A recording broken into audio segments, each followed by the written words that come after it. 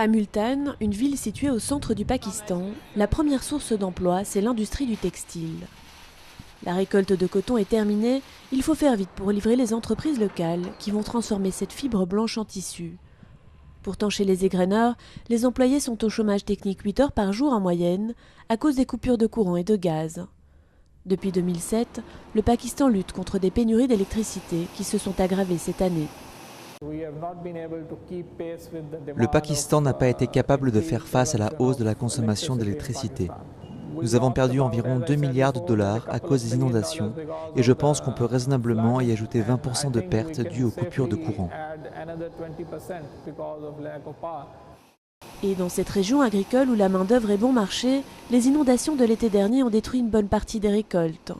Résultat, en 2010, la production de coton du Pakistan a chuté de 22% par rapport aux prévisions, alors que la demande internationale ne faiblit pas. La force de notre industrie du textile au Pakistan, c'est qu'elle produit son propre coton localement.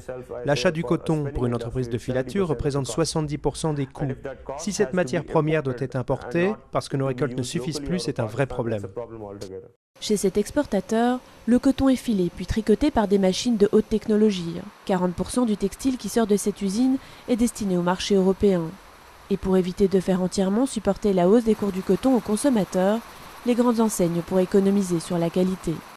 En changeant la fabrication du produit, ils essaient simplement de s'assurer que pour certaines variétés et pour un certain prix, ils proposent aux clients presque la même chose que ce qu'ils avaient l'habitude d'acheter avant.